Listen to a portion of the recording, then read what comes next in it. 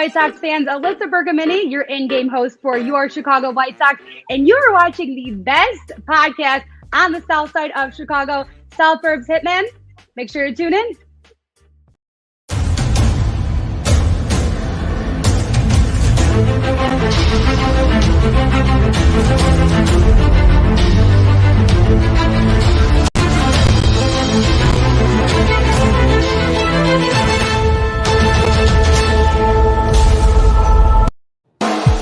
You're listening to the Ballroom Network. The following program is intended for all audiences.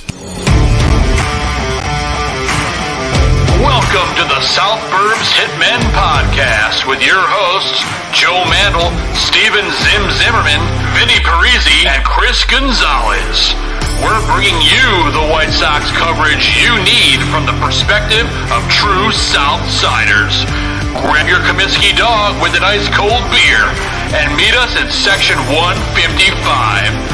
Everyone get on your feet for your South Burbs Hitmen. That ball hit deep. Way back. You can put it on the board. Yes. Jimenez in the air. Left field. He's your hero tonight. Thanks, Cubs. Over the head of Jenks. Uribe charges, throws, out! And the White Sox have won the World Series. Alexei! Yes! Yes! Yes! Yes! Yes! History! A perfect game by Mark Burley, and what an unbelievable play by Dwayne White. First pitch starts now.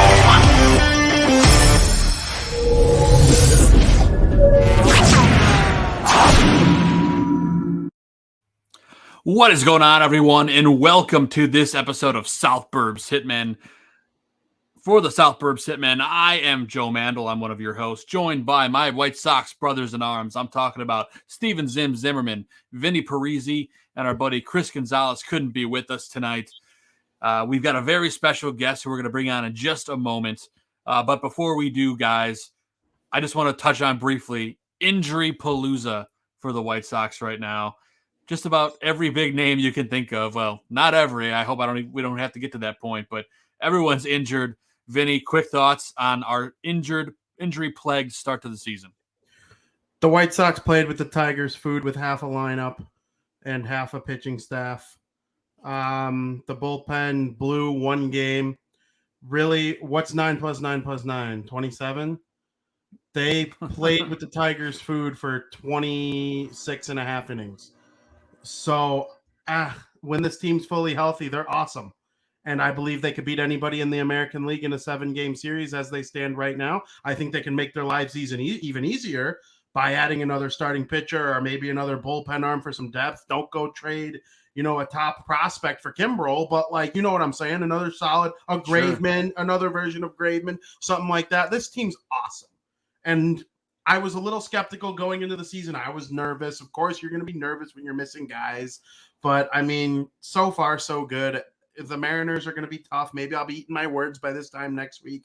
That's a tough schedule, Mariners, and then Rays, which we'll dive into later in this show. But the White Sox are awesome. It was a great opening weekend. I was thoroughly impressed. It certainly was a great weekend. And real quick, Zim Zimmerman, thoughts on the weekend and the injuries, and then we're going to get to our guests and talk some Cuban baseball shortly. Injuries suck. There's no way around it. Excuse me.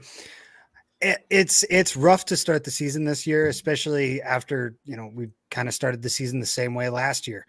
You just hope that the injury luck gets better as the season goes on, that as this team gets healthy, they continue to improve. And in addition to that the guys who have to step up when the injuries do happen continue to play the way they did this weekend. Gavin Sheets stepped up big. Andrew Vaughn, clutch when he needed to be. And Harrison filling in at third base looked pretty good over there. I got to say, I was impressed. Really nice spin throw. Yeah. Yeah, exactly. Good. For a guy who's pretty much been a second baseman most of his career, very nice to see him showing some versatility, flashing the leather, and making sure that we're not going to miss Moncada too much, but we're still going to miss him for sure. We'll definitely miss him for sure. And, well, that's a great way to start the show. And now, without further ado, we can bring on our very special guest. And, of course, our guest for tonight is from CubaDugout.com, Phil Selig. The guy knows Cuban baseball inside and out, and he is now our second-time guest on the show. Phil, thanks for joining us tonight. Hey, thanks, sir. Thanks for having me back. Oh, no problem at all. It's there's a lot of exciting Cuban baseball players on the White Sox and in the White Sox organization. And obviously, you know a little bit about that, a lot of it, spending some time down in Cuba.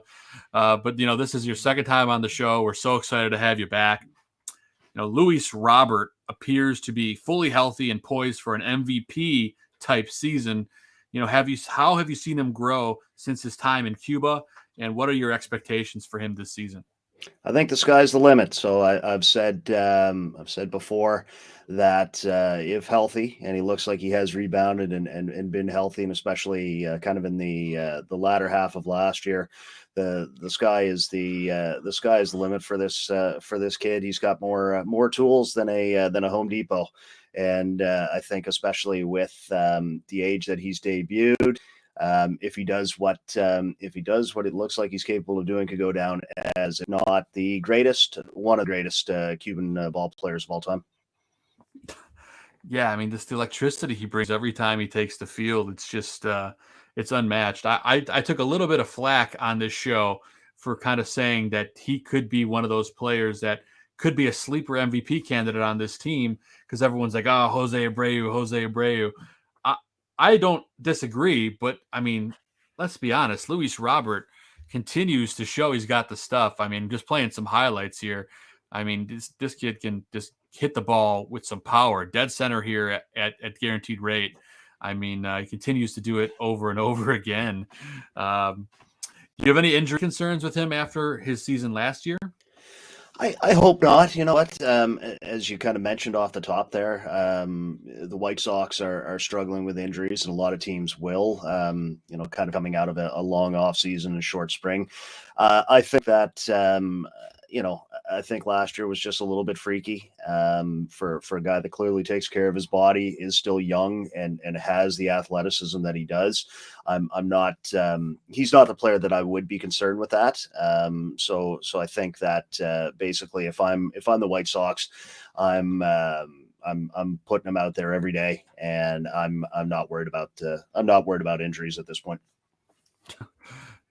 You're preaching here. I mean, I think this is a guy that can just be one of the best players in the league, and it's just amazing that the Sox are able to put together the team that they have. And speaking of the team they have, Jose Abreu is in the last year of his deal with the White Sox. He continues to be an RBI machine year after year here in Chicago. I'm just curious, do you envision him staying here or moving on after the season? Not that you know, but I'm just curious, based off of the player you knew from Cuba and you see on the White Sox. I'm curious your thoughts on the situation there. I think he's been fiercely loyal. I think he's been upfront about that. Kind of with the current roster construction and where things might go down the road.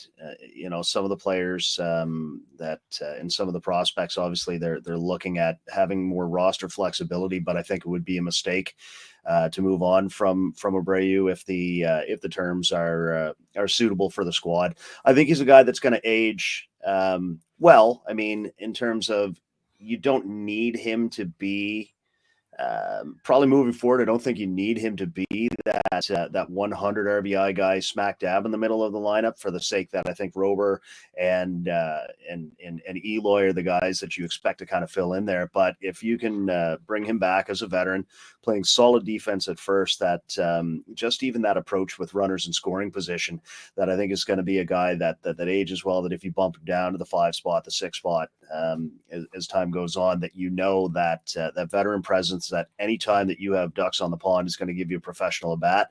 That skill set, I think, is going to age well. Yeah, I mean, Jose is just one of those guys, who's Chicago staple, and it's just hard envisioning anyone other than Jose playing first. I know we have Andrew Vaughn. The kid has been nothing but outstanding.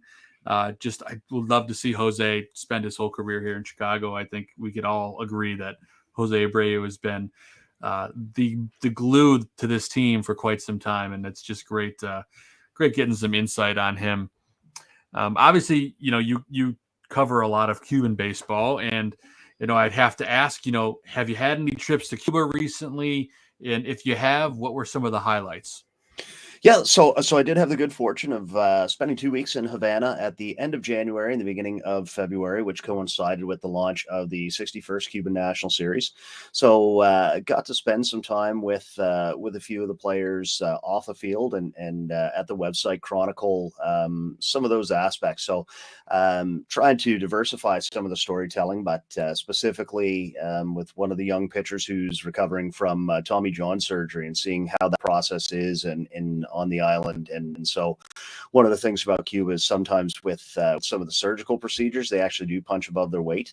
So it's great to spend time there, get to watch baseball up close. At that point of the lockdown, it didn't look as if that baseball was going to be returning anytime soon. So, and on top of that, just being away from the Canadian winter was fantastic. So 2 weeks away at that point, immersed in baseball was good to recharge the batteries. Yeah, I bet. That's exciting stuff, especially, getting a little bit back to normal and going down to Cuba. That's got to be exciting. And well, at that point, you were probably a little concerned that might be the only baseball you see this year, right? Well, so I do kind of joke that at least if the majors had screwed that up, that my backup plan is I do always have that in my back pocket. So a little bit spoiled that way, but no, very very happy to have as much baseball as possible. Both still watching in Cuba, that their season is still ongoing, but that the majors are back, and it looks like we're off to a good start, and it looks like it should be an exciting season. Yeah, no, thank goodness for that. I think we can all agree that more Major League Baseball, the better. But I'm going to go ahead and toss you to my co-host, Steven Zim Zimmerman. Zim, why don't you take things away, my friend, with your questions? Thank you much, Joe. Thank you, Phil, for coming on for your second time. We do appreciate you spending your time with us. Something we talked about. We appreciate it. Well, something we talked about last time you were on was Sox farm system a little bit. Sox very, very, I guess, well known that they've gone after some high profile Cuban players. And most recently we've seen Yoelkis Céspedes and Oscar Colas come to the White Sox. Yoelkis Céspedes particularly had a very good spring training for them. Have you seen, do you keep up with them? What kind of updates to their game have you seen since they've joined the White Sox? And, when would you project them to hit the league based on what you recall then versus what you're seeing now? Yeah, no. So I actually do keep in touch with Yoelki every now and then. And one thing, if you see some of, I believe it's Chuck Garfien did an interview where he's been working on his English, and so it's very cool to see that and see that he's putting that effort in. And so both are going to be starting their first, I guess, full pro season on stateside. There was some debate over whether that would happen for Colas due to some tax considerations, but it looks as if they've worked that out. And so I believe he's starting at high A, whereas Yoelki's starting the year back at double A. So, we saw some good things out of him at points last year. It was a path just to get stateside, and I believe he had some visa issues, and then when they finally kind of brought him on, he played at a couple different levels, showed some flashes, showed quite a bit of what we think will be good. He's still striking out a little bit too much, but overall did show some good patience. The one thing that I am seeing more out of him, as we kind of see some of the highlights from a few years back, is he does seem to be taking on a little bit more of the swing mechanic of his half brother, which is resulting, at least in small sample, in more power. I would have predicted, or I thought that he would be more of a high contact player. So I guess in today's day and age, the home run gets you paid. So it does look like that's improving for him. Only concern is obviously I think they want to see a few different things out of him. So a little bit more pitch recognition, cut down on the Ks, a little bit more contact overall. But I would think that the White Sox have to be pretty pleased with where he is right now, even if the short spring sample tantalized fans. I don't think it was ever in the cards for him to start this year anywhere near the major league roster, and obviously that's why he's at AA. And even the Pollock move, I wouldn't say worries me about the prospect of it, that for the sake you could still see him kind of towards the end of this year. And, at the very least with him and Colas, I think for where this market has gone, for what you actually did spend on the two players, is not a huge sum for the sake of the potential upside. And so, I mean, in a dream world, I would love to see, Colas and probably in right, Rober in center, and Yoelkis in left. But it gives the team options, especially where they're in win now mode. Yeah. And it's exciting to see just his development in general. And Yeah. I know a lot of White Sox fans are really excited. White Sox Twitter is crazy. Everyone wants him up right now. But I've been in the camp of get him as much time as we can, at least a full season in the minors, develop those skills, Yes. and then bring him up. That's why it's very nice to have your input, Phil, because it really helps us temper these expectations. Like I said, he had a great spring, but we have to keep in mind he's still a prospect. He's still developing players. So, yeah, I like hearing what you see for the future, especially with Oscar Colas, because, I mean, when we first heard of him, he was called the Cuban Ohtani. And last year you kind of helped us temper some expectations, maybe not think of him as quite the two-way player that he was led on to be in the media. So has that changed more over the last year? Is he starting to refine his craft just as strictly a fielder, or do you still think he has any kind of viability as a two-way player? I think he's exclusively going to be just be a hitter, be an outfielder. Although they are exploring. I think I saw some highlights even today that the Dash are using him in center field, which I won't predict that's where he'll end up. But I'm also not going to blame a team when you've got a young toolsy athlete to try and find out in A-ball whether or not that can work. I think eventually he does grade out to a corner spot. I would lean, but it's tough too. Like I said, that's why not to get into too deep a prediction, whether Yoelkis, him, either makes it, both of them make it. I mean, they can give you that flexibility. My instinct is, Colas has the arm for right field, but actually so does Yoelkis.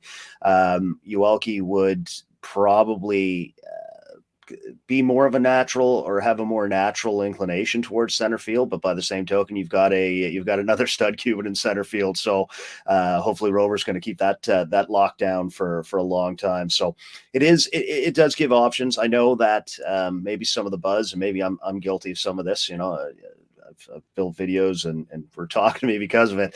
The excitement's there, but they are still young kids. And I think, Joe, as you kind of alluded to, that for everybody that wants to see them up right away, just pump the brakes, if injuries do call, and, we see that's inevitable. But I think you want to see, specifically for Yoelkis, who at least is, let's say, 6 months, a year ahead in having spent some time in the States, to at least have them play, half a season at one level and just see how they respond to living stateside, and before you really want to mix in.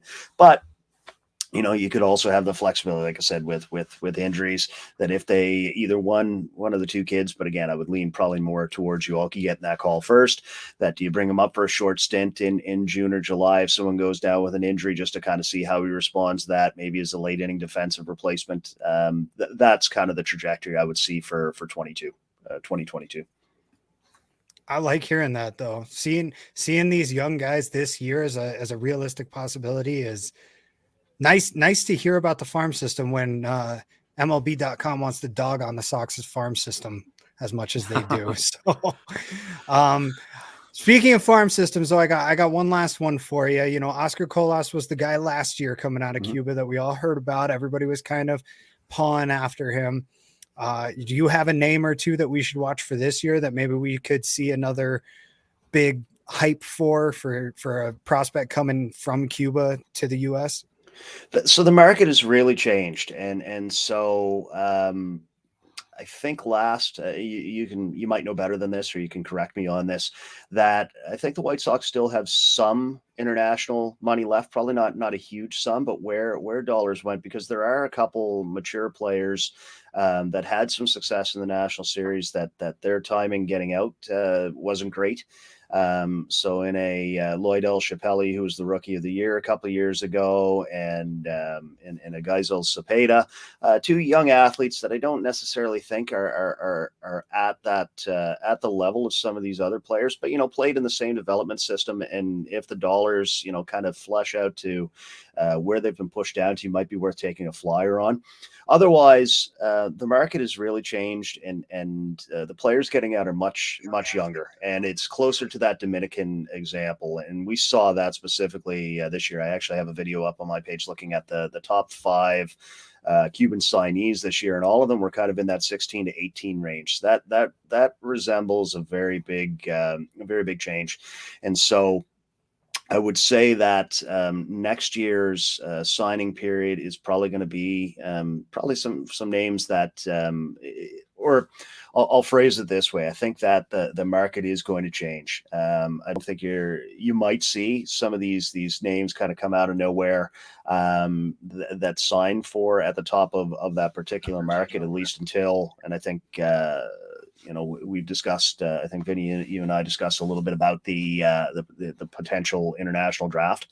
That's if that comes to fruition, that could really change things. But I guess I don't have a lot of great names right now, but one name that does intrigue me, and a kid that I've met before and actually have seen play, but in Little League, and it's kind of funny to think that's what we're talking about at this point, is a youngster named Christian Saez, who actually was from Cienfuegos, and I call him Junior P2 just because I have a photo up on Twitter with from a couple of years ago, and I said for reference, I'm 5'11", 195 pounds, and this 12-year-old kid is dwarfing over me.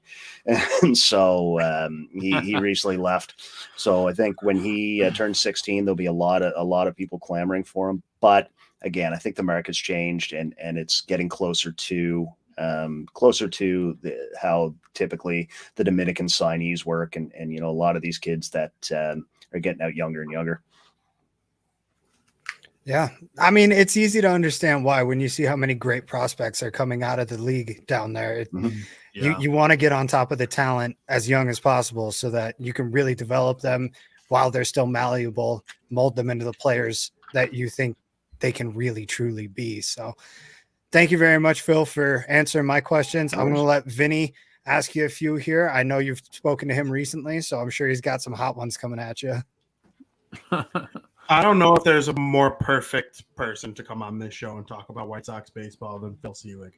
I mean, that's right. This team is built on Cuban players, and even some of the foundation and the history is based on Cuban players. And one of the people that kind of started the rebuild as a whole was the White Sox trading Chris Sale to the Boston Red Sox in exchange for Yoan Moncada. And I would say that trade, Moncada's not the best player on the team. He's probably not even top 3 right now, but he's incredibly important to the team as a whole. And he's missing, he's injured right now. He's not going to be back for, about 3 weeks. And I'm curious what you believe the White Sox are missing when Yoan Moncada is not in the lineup. Yeah, no, I think, as you kind of alluded to from the get-go, and that is he is a kid that I did see play in Cuba, and from the get-go, I think the expectations were a little bit unrealistic. First and foremost, they projected him as a shortstop. I knew, or I had the feeling that that wouldn't be the case for the sake that he played second base in Cuban and played second base when he first came over here, but obviously has made a wonderful adjustment to third base and, provides you with Gold Glove caliber third base defense. And so, if you look at some of his numbers, I get it. People want more, and I think if you recognize he's 26 at this point, I think there is more in there if he does come back from injury. I think it's just a matter of he's almost a victim of the expectations, and as you mentioned, how he was acquired, and you're giving up an ace that goes and helps the Red Sox win a World Series, and so does that dump on it more, but. You look at a guy that maybe he's not going to be your number 3 hitter, your number 4 hitter, and maybe not put up the numbers that at one point were projected. But I look at that and think that, especially with the culture of that team, he slots in there perfectly. And I think there is still a lot to do there, or sorry, a lot of room for improvement for him there. And if he's hitting 7th for you, that's one hell of a talent you've got hitting at that point in your lineup. And so I asked you this on Crosstown Crosstalk, but I want our South Burbs Hitmen audience to catch this as well. I talked about how Moncada is kind of the face of the rebuild in a way. I said it once, they traded Sale for him. We talked about it. Good player, turned out really good. But the White Sox franchise as a whole is in a way built on Cuban baseball and players coming out. And the first black player in Chicago sports history is one Vinnie Minoso. And he's one of the, foundation Cuban type players of all time. And I'm curious what your reaction was when he made it to the Hall of Fame earlier in the offseason. Yeah, it's no doubt it was time. And so, Cuba has a rich, diverse history of being a little bit more progressive. So don't necessarily want to completely overstate that for the sake that, they integrated their baseball in the early 1900s, and I've been doing a little bit more research and put out some videos and pieces recently on sort of the connections to the Negro Leagues, and then vice versa. That opened up that culture for players to finally kind of come over, and once Jackie Robinson broke the color barrier for the likes of a Vinnie Minoso to come in and have a massive impact, and it's probably it took too long, but it's a guy that to a T, any of the Cubans for the White Sox specifically, but most that follow the history of the game will tell you just how they look up to him, and so I think it's no surprise, and it was a masterstroke by the White Sox to kind of include him and as an ambassador, I believe, and especially with some of the other players that have come through as well. So Jose Contreras during that period,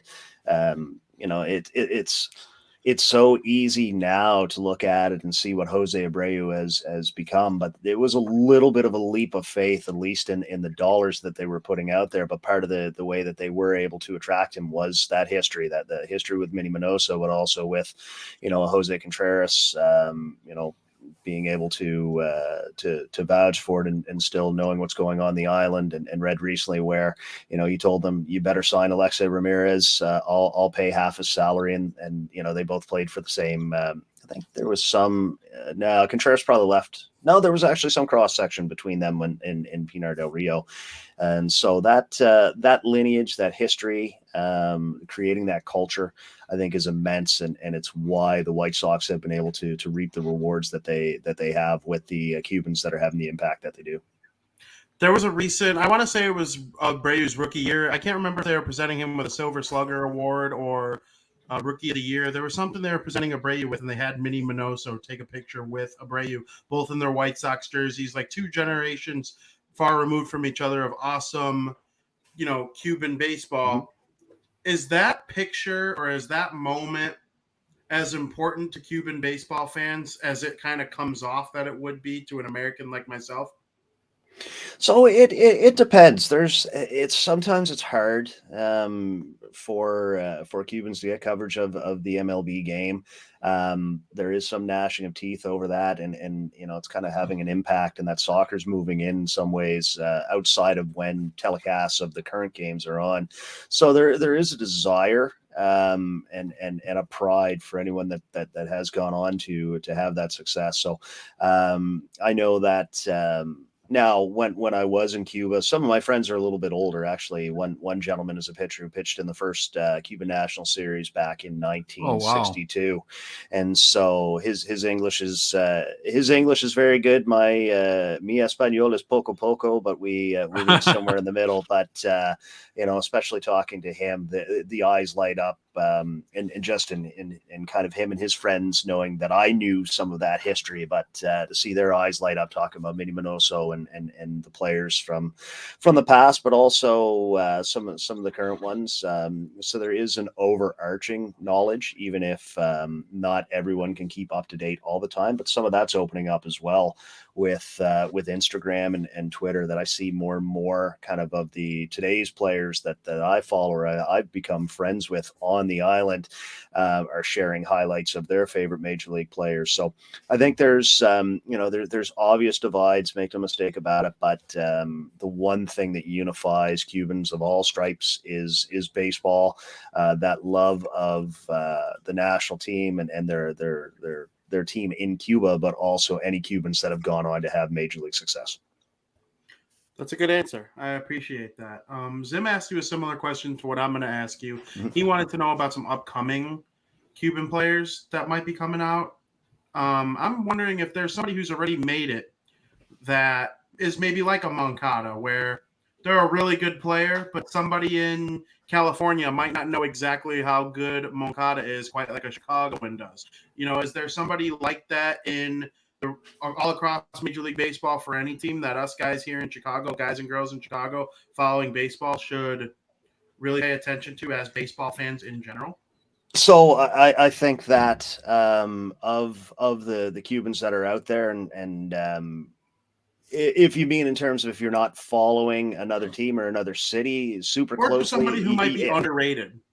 Yeah, so I don't know if this guy's underrated, but the guy that jumps out of me is Yordan Alvarez for the Astros. I think I think you're going to see him do more and more, and he's one of those players that kind of falls, let's call it in between. So, and what I mean by that is, you've got your Abreus, you've got your Yuli Gurriels, guys that are a little bit more mature, that had massive success in the Cuban National Series, that have come to the majors and have replicated that success.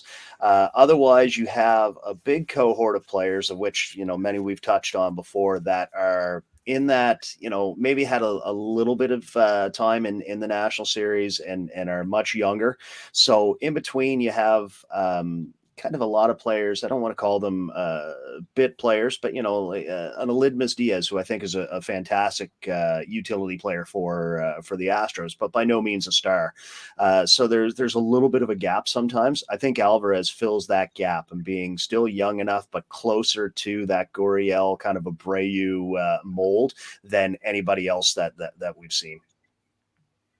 Very good. I'm excited to watch him. I know he's had some pretty nice moments there with the Houston Astros, and I enjoy watching Cuban players play all across baseball. There's hardly a team that it impacts more than the Chicago White Sox in present time. So, from the bottom of my heart, I can't thank you enough for coming on our show again.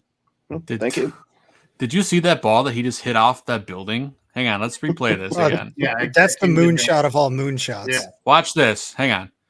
This is insane. Look where this ball bounces off of. Just look at the top. Wow. Yeah. Well, I would be remiss, as much as I don't necessarily count him in this category, if we don't talk about the home run that Jorge Soler hit in the World Series, and so that's probably the most mammoth home run I've seen any Cuban hit.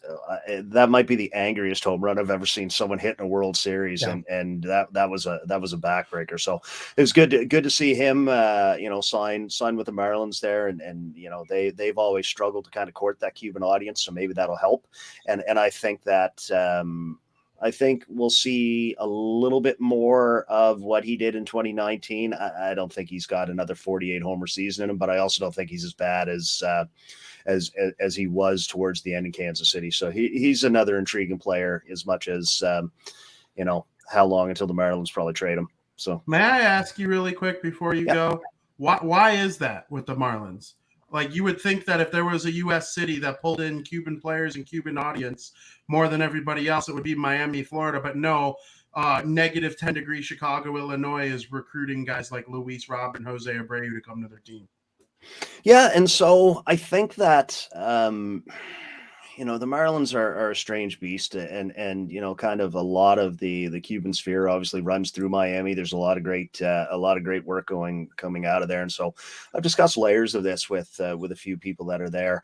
I think the easiest way to say it is that they kind of missed the boat, and part of it by being cheap versus what I can't comprehend. That, especially for a team that was going kind of, they're always going through a rebuild, but a team that was going through a rebuild, specifically around the time that the Abreu's and Roberts kind of came through, that you would have had to pay a little bit more up front, but what that potentially could have meant for courting that audience. So it was just being cheap. Now, at the same time, they've tried to fix that a little bit. A couple of years ago, they spent the peak of the top of their international pool money on two brothers, Victor Mesa and Victor Mesa Jr.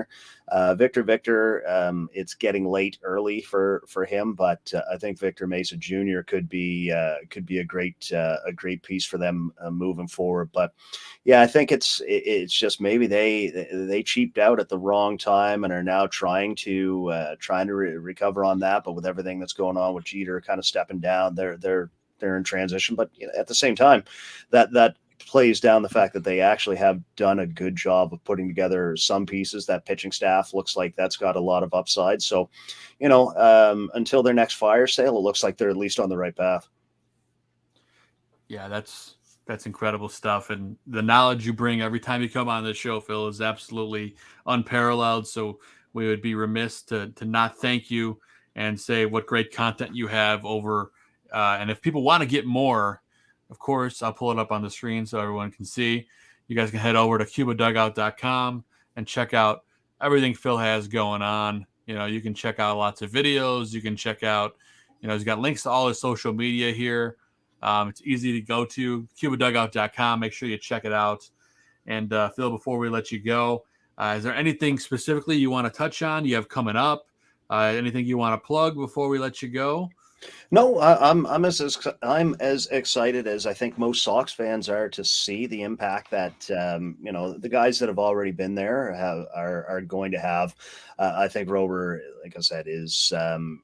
I'm not going to stick my neck out and say MVP candidate because that's brash, but I also wouldn't be surprised if at the end of the year we're looking going, this guy did it.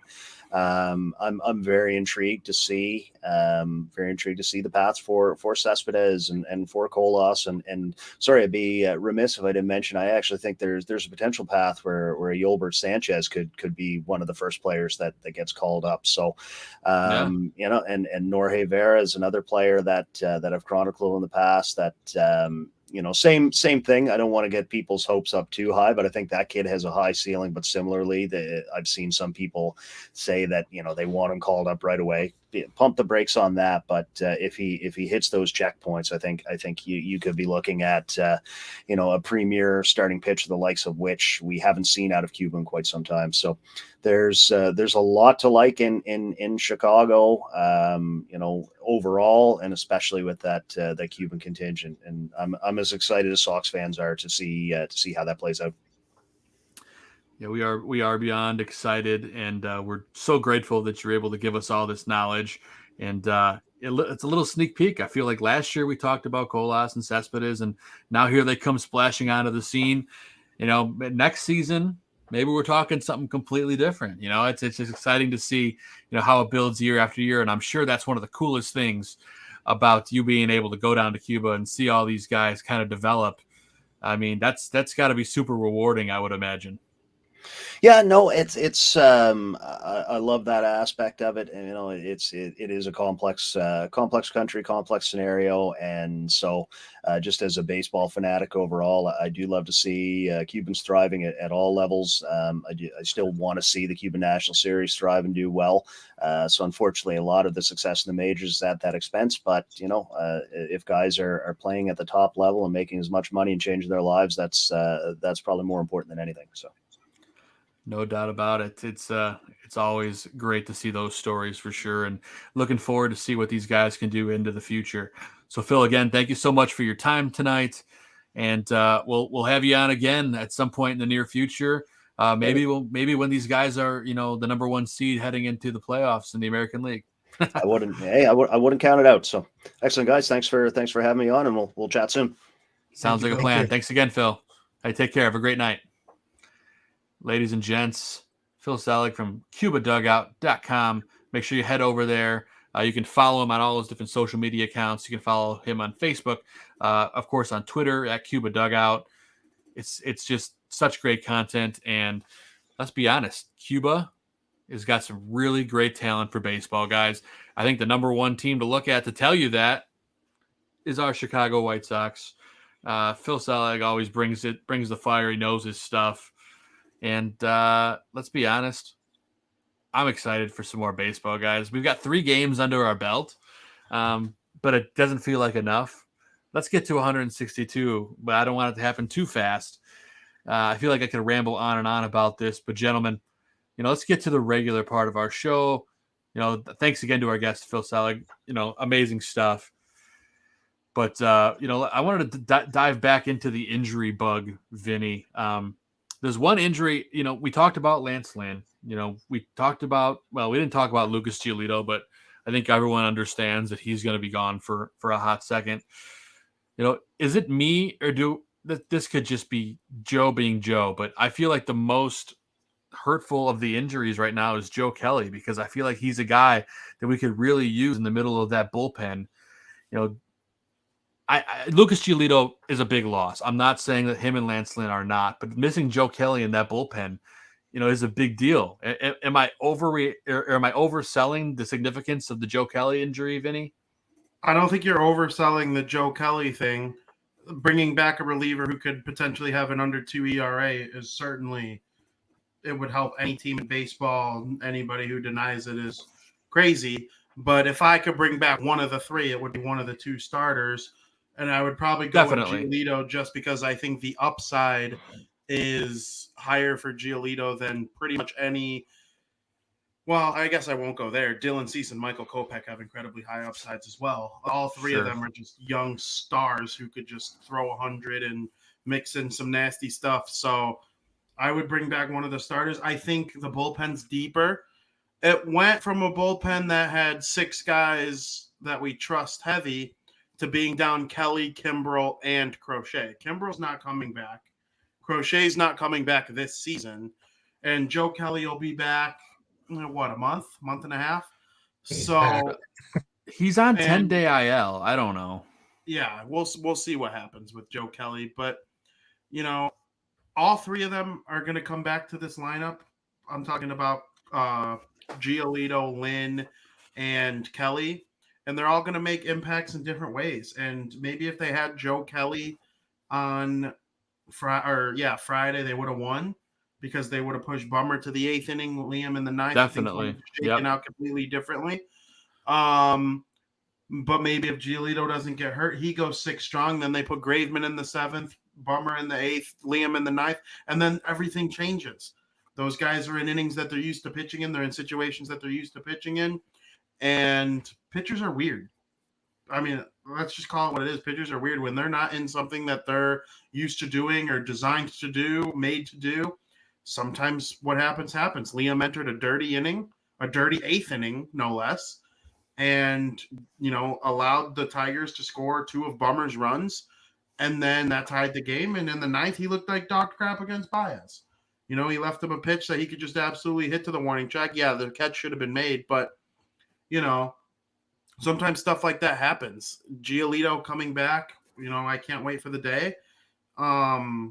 we'll see. I know we're going to preview the upcoming games in a couple of days, and I have a theory on what they should do with starting pitching, but they're not going to listen to me. I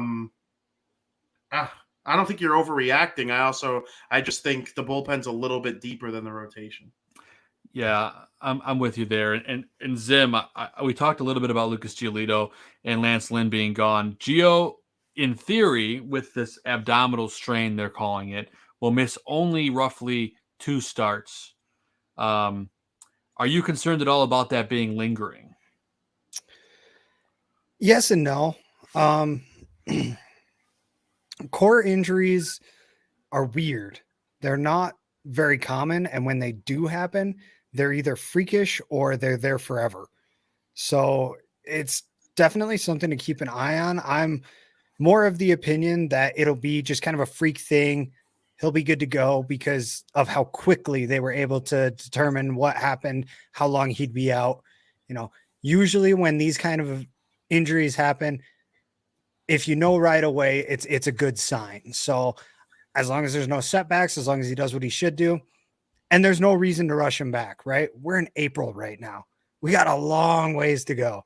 No need to rush these guys. No need to try to force them to get healthy right now. Let's worry about that in August.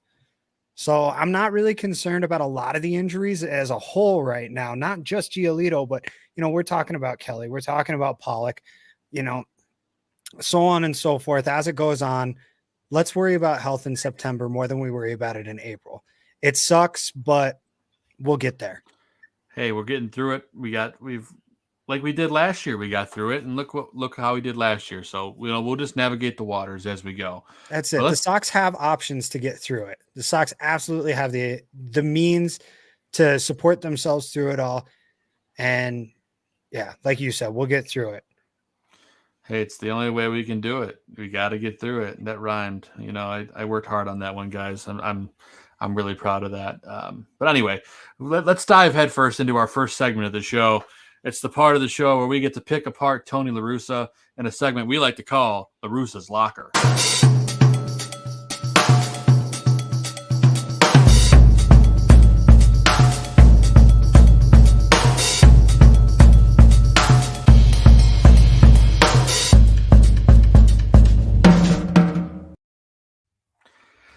Yes, La Russa's Locker. We have an interesting 3 games. Obviously, the first game didn't go the way that we expected.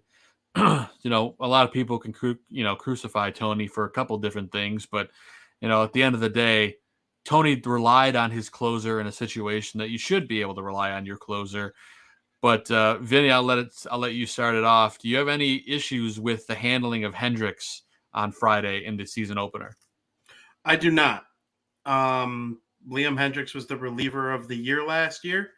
There were 4 or 5 instances where he came in the 8th inning with 2 outs last year and got a 4-out save. And he's not prone to doing that. He's done it many times. I believe in Liam as much as I've ever believed in a White Sox closer, probably ever.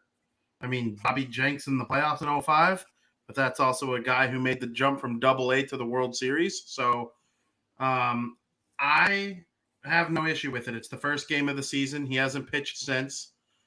He hasn't really been needed since. They've had a 4 or larger run lead in each of the last 2 games. So Liam never needed a save situation. We will see him against the Mariners. I have no doubt about that. And he'll be awesome, probably. I mean, he also had April arm a lot last year. People might remember. He gave up a bomb. I want to say they were playing the Mariners. He gave up a bomb, and then Nick Madrigal had to have the walk-off hit.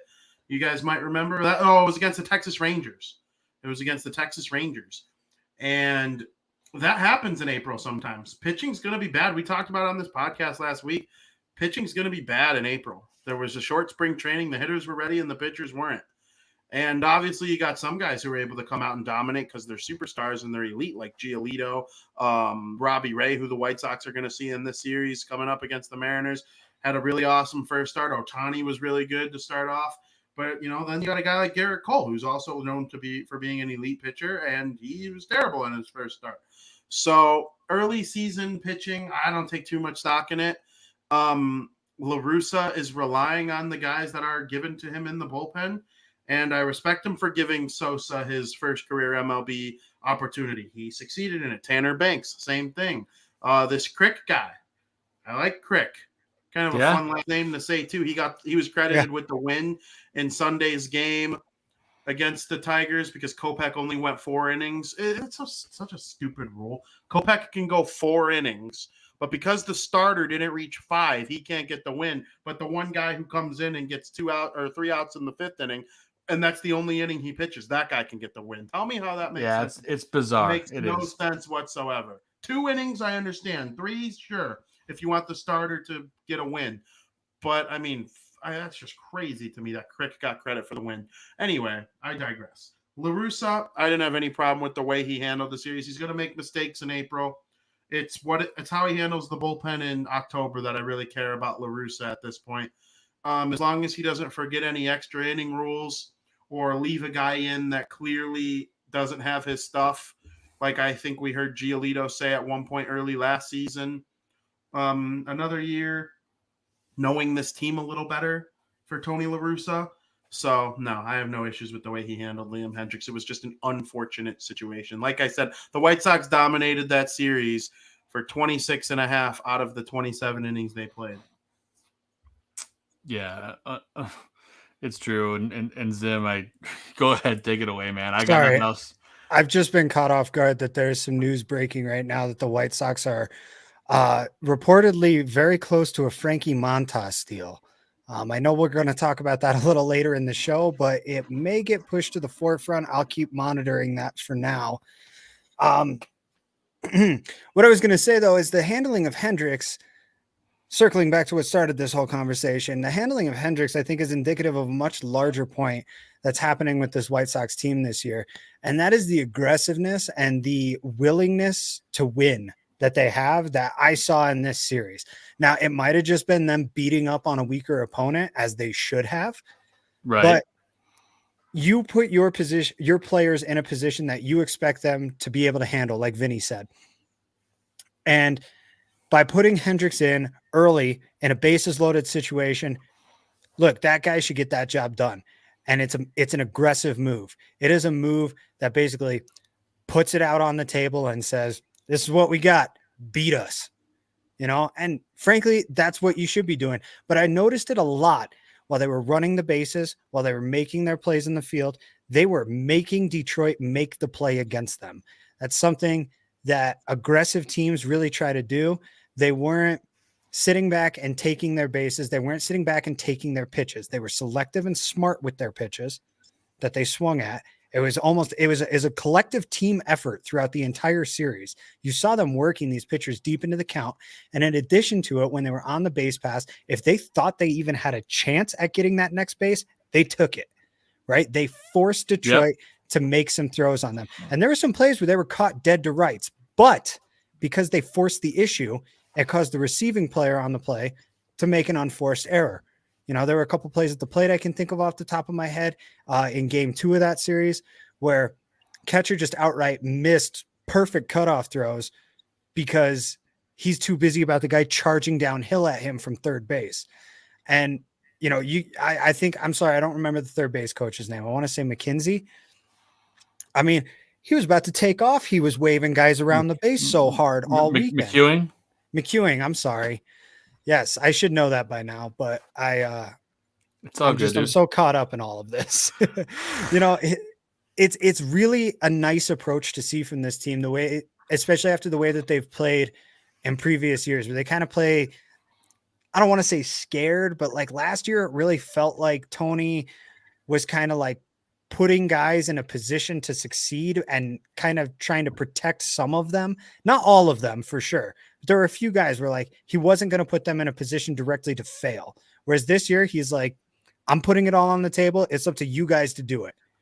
And I really like it. It's not just a manager expecting his team to step up, but it's a manager showing his belief and his faith in his team. And I really like that. I really like that approach this season. Yeah. It's Tony. He's always balls to the wall, man. I hate to see that image when I think about Tony La Russa, but it's true. This guy just likes to really go at it all the way. I can't unsee that now. I'm sorry, guys. We're just gonna edit that part out of the show because I can't believe I just said that. Anyway, let's move on from that ridiculous statement. But nonetheless, Tony gets things done, and I love that approach. For an old guy, he's kicking those tires pretty darn good. But let's move on. Let's move on from Tony, and we'll monitor, of course, the Frankie Montas stuff in the background as we do the show. We got a comment here from PZ in the chat. Oop, not this one. I'm sorry. From Vince saying, as long as we don't give up Vaughn in the trade, we might talk about that later. We'll use that as a tease. We have compensation. It appears compensation. Oh, you know what? I'm sorry. This is a fake account. It got me. Continue. Okay, we will continue, but we will talk about this later. We'll use this as a tease in our guaranteed take, which you're not at yet. That's at the end of the show. But PZ does say Tony wants to win every game, and I cannot argue with that. And he doesn't think of tomorrow's game at all. No, that's the cool thing about him, and that's the old school part. Like, he doesn't overthink anything. I think Tony just shoots from the hip, and he wants to win every game. I think that's – but he can shoot from the hip because of all the experience he has. That's what I love about it. But, let's get on to our next segment of the show where we talk about – players that didn't do so good, players that pooped the bed the week before. It's in a segment that we like to call the Adam Dud of the week. You suck. You suck. Stupid. Lousy. No excuse. What a dud. What a total dud. Joe, I got to ask you before we do the Adam Dud of the week, who is that in that clip saying no excuse? Is that Tony La Russa saying that? That's Tony La Russa. Okay, yeah. I figured. It sounded just like him. I want to let you know I sent out a text to somebody that I trust deeply with that has sources inside of the game of baseball. And I asked him about the Montas White Sox rumors, and he just replied, checking. So we'll see if he responds before the end of the show's over. Vinny got the insider. That's what I like. He's on the inside. Vinny will bring you all the scoop, and I'm not talking about a rainbow cone, but we'll talk about that later in the show too. I'll take a rainbow cone right now. I wouldn't. I look like a type of guy who's saying no to a rainbow cone. No, I mean, no, I don't think anyone can say no to a rainbow cone, but that's beside the point. But let's talk about some of the players that pooped the bed last week, and there was a few, and PZ nominated one in the chat already, and I think he's probably on everyone's minds. Everyone's nominating Liam here in the chat room. Hendricks, there's no way around it. He didn't get the job done, but there's one other name that I have on the list for this week, guys, and he's a guy that got 8 at-bats. 8 at-bats is nothing to shake a stick at opening weekend when there's only 3 games. Larry Garcia went 0 for 8 with 2 strikeouts. He did not get it done at all. So Mr. Garcia is indeed not the legend, but the Adam Dud of the week for me. Zim, do you have a nominee? I was going to say Liam. I mean, it's pretty easy. 2 pitches, and he effectively lost game 1 with those 2 pitches. A 2-run RBI, or 2 RBI single, and then a hit batsman on his very next pitch. It's hard to start a season worse than that. Well, I mean, if there's anyone that's going to bounce back from it, we know it's going to be Liam Hendricks. So that's the thing I admire about him is the kind of personality he has. He'll come next time he'll come out, he'll completely forget about that. So, Vinny, do you have a nominee here? My nominee for Adam Dud of the week, Liam was the first thing that came to my mind, but Liam saved himself with his post-game interview, in my opinion. I love that guy. Now we're just going to go win 161. He was being sarcastic because he knows that sometimes you just lose baseball games. Sometimes early in a season, you might not have your stuff, and a ball might bounce off the wall because Javier Baez hits it really hard sometimes. No, should he have thrown a fastball right down the you-know-what to Javier Baez? Of course not. But the next day, Dylan Cease got away with it twice in each of Baez's first 2 at-bats. And sometimes you get lucky and sometimes you don't. So that's my rebuttal. I don't know why I should be crap-talking somebody during Adam Dunn of the Week instead of saying why they're actually good. But so if I have to pick somebody over a 3-game stretch, I'll pick Bummer because Bummer, he kind of put Liam in a tough spot too. I believe he did. 2 of the 3 runs Liam gave up, or I guess it would be 2 of the 4 runs that Liam gave up were credited to Bummer. Yes, that is correct. Bummer is the one who loaded the bases to set Liam up in that position. Yes, absolutely. And Liam, he made a good pitch to Miguel Cabrera. He hit it. Like Miguel Cabrera's got. He broke the bat. Yeah, it was a good pitch. Yeah, if you break a guy's bat and he gets on base, he got lucky AF, the hitter. And Miggy's got 3,000 hits. Of course, he knows how to, jam himself into a hit even sometimes. That even in his older age, that guy, he's so good. So every now and then that's going to happen. Aaron Bummer, Leury Garcia, he was awful in April last year too. And then he got really good as the season went along to the point where on this show, all 4 of us agreed that Leury Garcia should be playing second base over Cesar Hernandez, who was just brutal. So, that's why Adam Dunn of the Week is my favorite segment because I get to talk crap about someone. I like talking crap about people.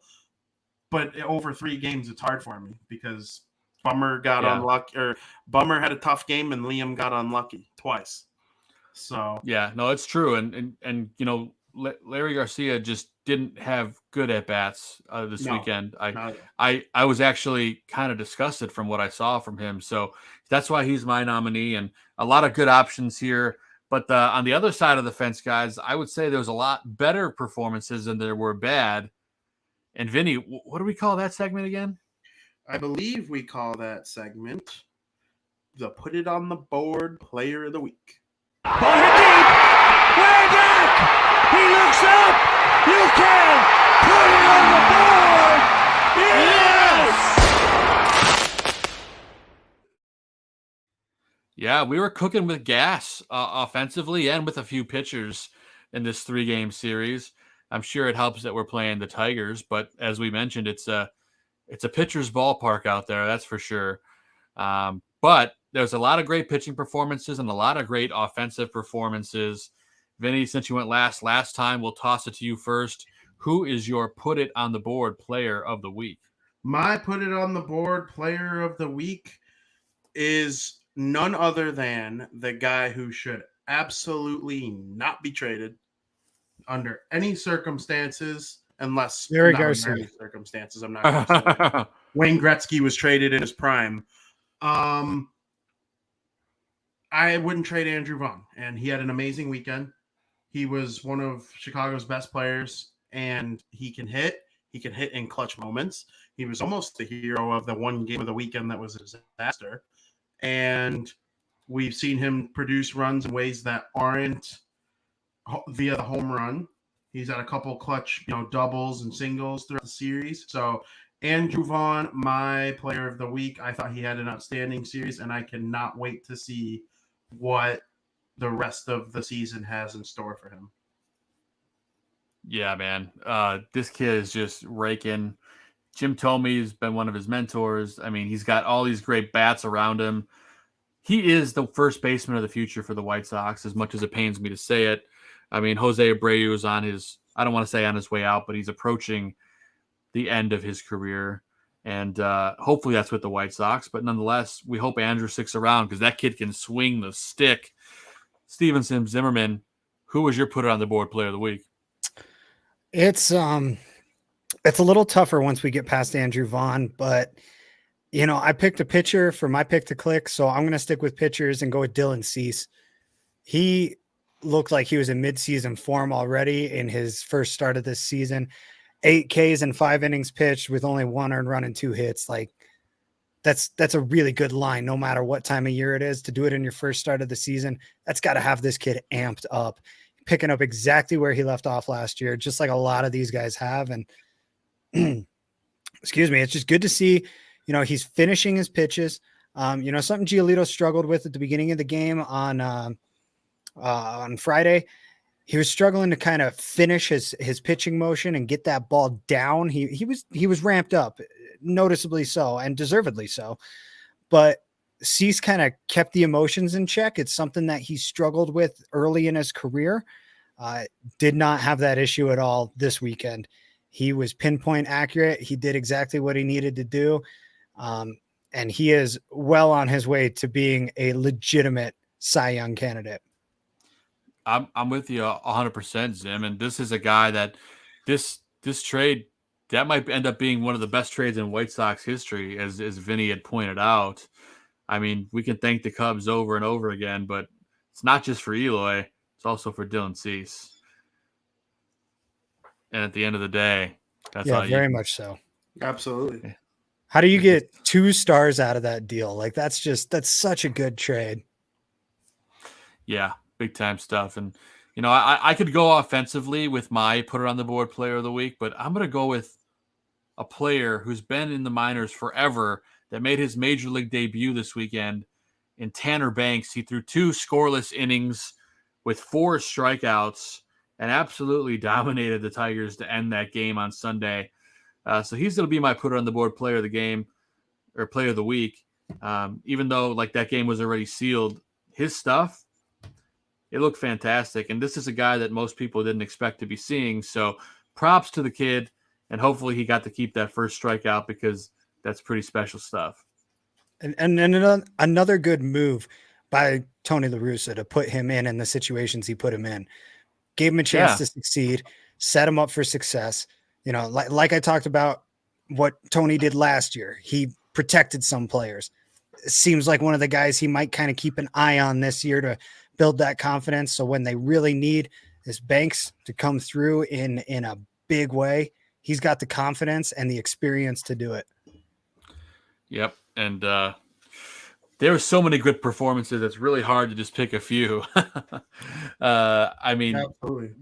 Honorable mention, Bennett Sousa, Eloy Jimenez, AJ Pollock, Jose Abreu, Reese McGuire defensively, which Zim, if you want to briefly touch on that, you can right now. I do have a video clip. So you tell me if you're ready for it or not. Yeah. I'm all ready for Reese McGuire. We can talk about him to Kingdom Come. No, I'm just kidding. I just want to touch on a couple quick points here. Right. We talked about him a little last week, but we did not have time to really go into depth as he was very recently acquired. Didn't really have time to research him. Looked into him a little more. Very, very solid defensive replacement player. Right. When I mentioned last week that he and Yasmani Grandal have very similar defensive metrics, something I didn't take into account there is sample size. Right. These guys have very identical defensive metrics. The difference is Reese McGuire's played in about 1/6 of the games, right? Yeah. That is statistically very significant. So we're getting a guy who late in games when Grandal kind of might need a break or you need your best defenders out there to really clutch up and come through at the end of the game. Something that Phil and I talked about before the show is the one place on the field where you can kind of afford to lose some pop at the plate is catcher, because it's that important defensively. We saw it come through in yesterday's game, Reese McGuire's first game of the season with the Sox, where he picked a great pitch up out of the dirt, nailed a guy at second base. And Joe, I think you've got a clip ready to roll on it. Yeah, I certainly do. So let's take a look. The play happens quick, so I have it played twice, but let's check out this dime of a throw from Reese McGuire. McGuire's throw is there. That was a bullet. Oh, Reese McGuire. Great job by Andrew Blaustein. McGuire's throw is there. That was a bullet.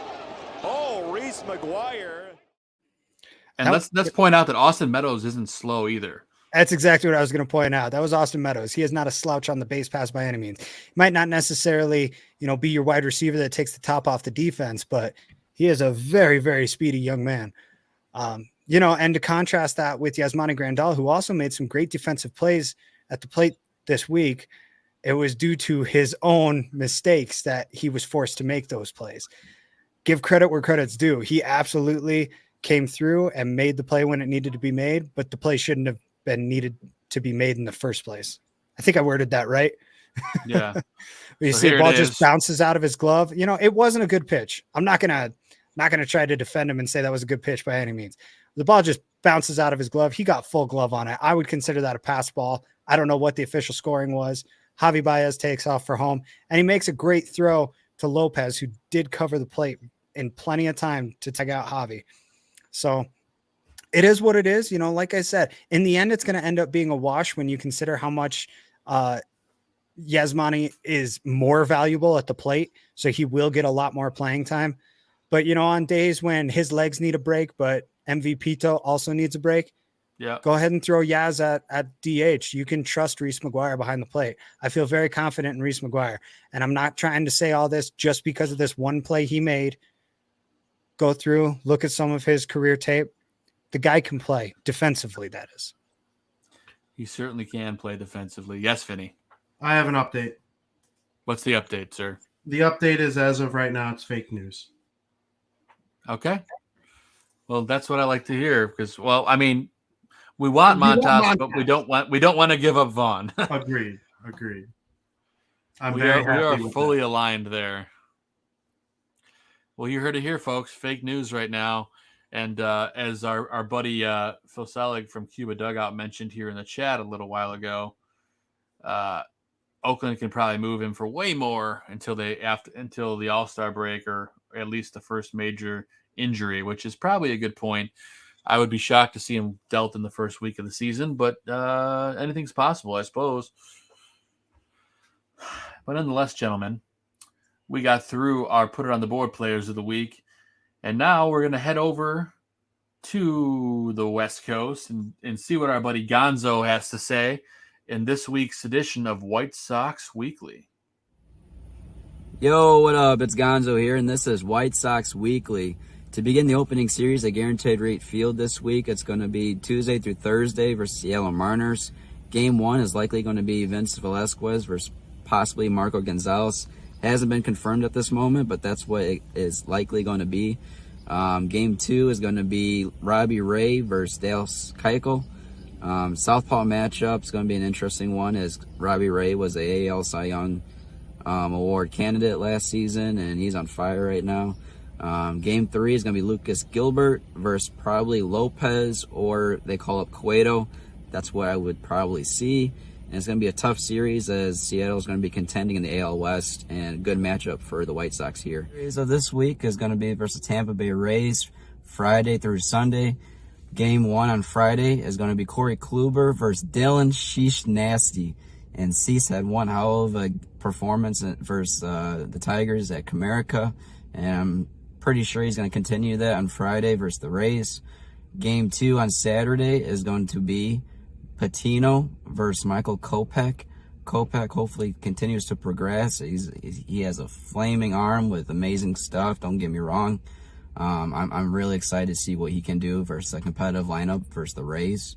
Game 3 on Sunday is going to be Yarbo versus Vince Velasquez. That's going to be probably a bullpen duel if I had to guess at it.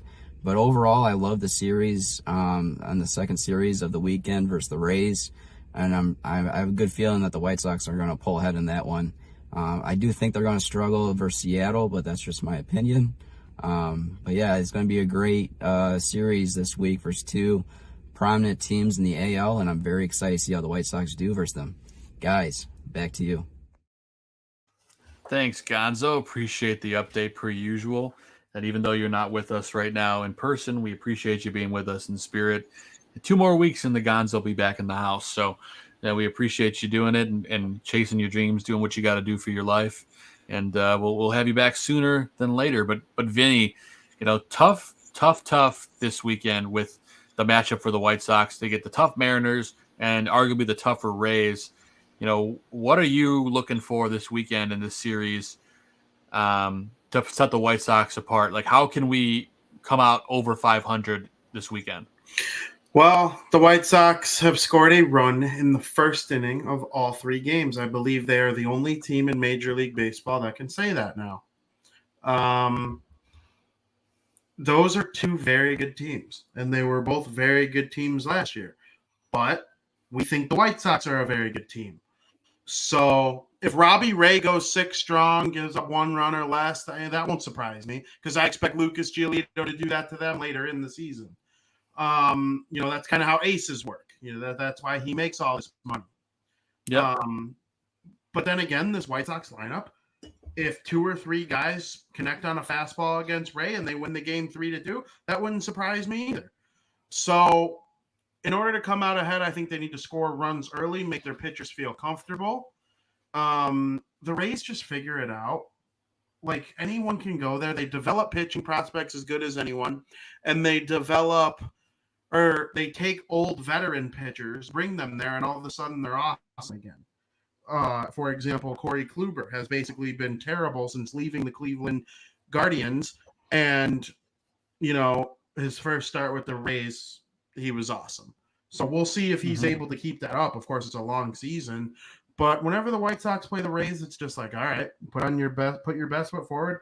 It's not at Tropicana, which is nice for them because it's hard to be a road team there. They will play there eventually, but I'm looking for the White Sox to go. It's 6 games this week. Go 4-2. If you lose 1 to each team, that's fine. But even if they go 3-3, that would suck. But without Lynn, Moncada, Giolito, Kelly, those good teams are going to be able to take advantage of some of those holes sometimes, and that's just how baseball works. So I think it's early. It's April, so I'm not going to say there's a lot on the line, but they don't have everything on the line, like I said, but it's also like a measuring stick early on is what I'm trying to say. So go out there and prove it. Yeah, for sure. You don't want to get pushed around early in the season like this. Like, these are teams that if you're going to be the best, if you're going to be the contender that your fans and your clubhouse expect you to be, these are the teams that you got to beat.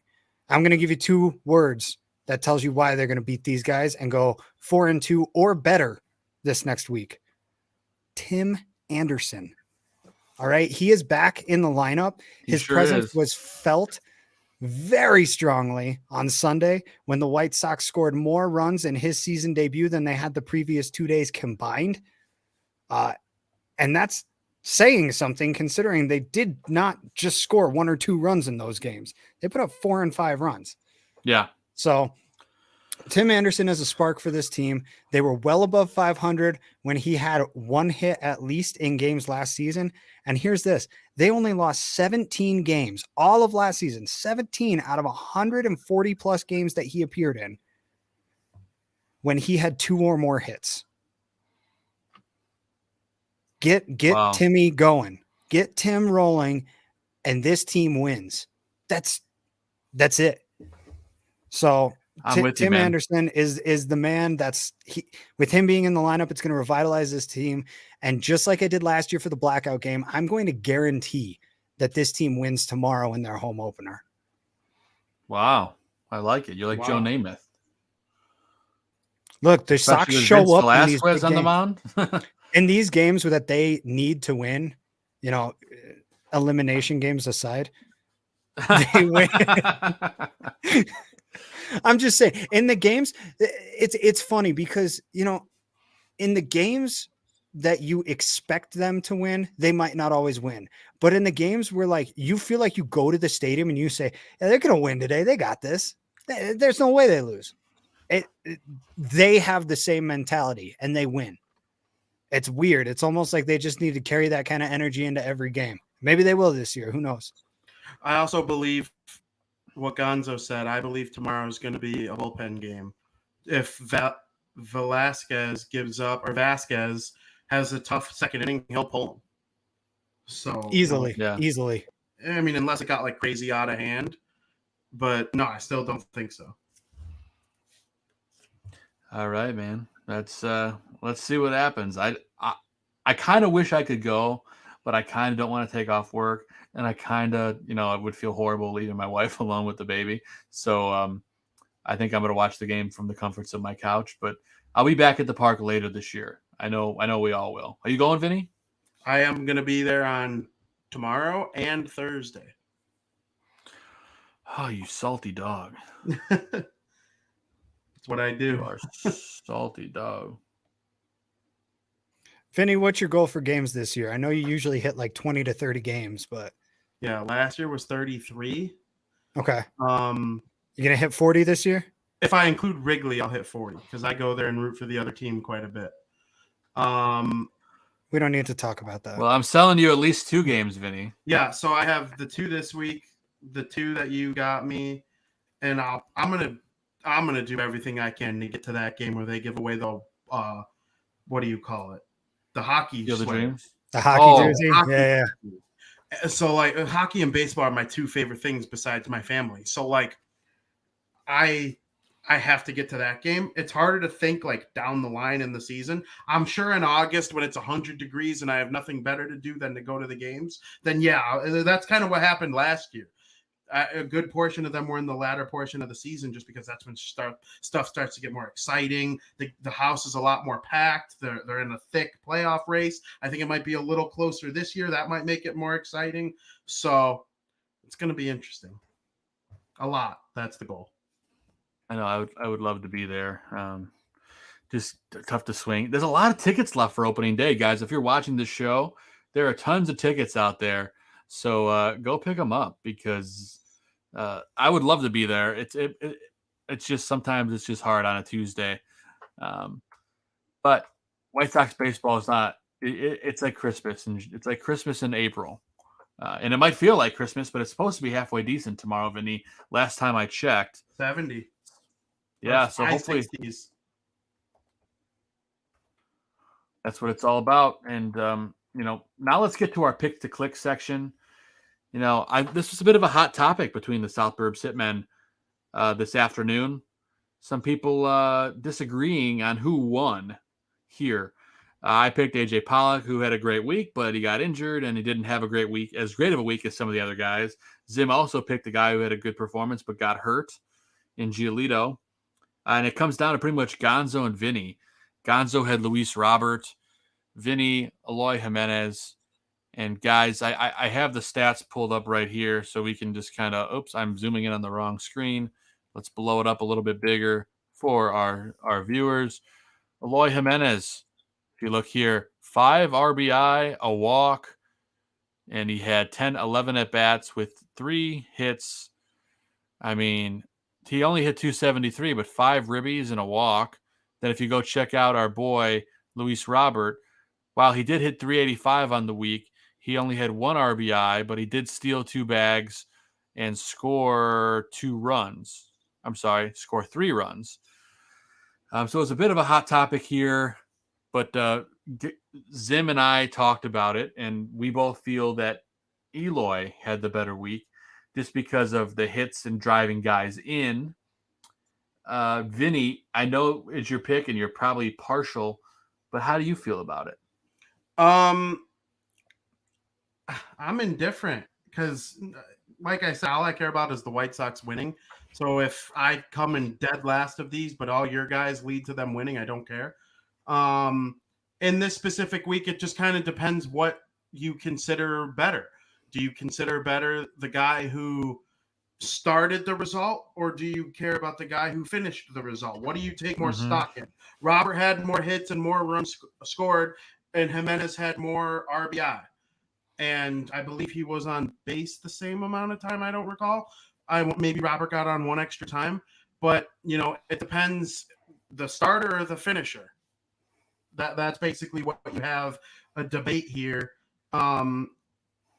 Normally, and I'm not just saying this because my guy's the one who would win in this situation, because I really would be saying the same thing if roles were reversed. I would take the finisher.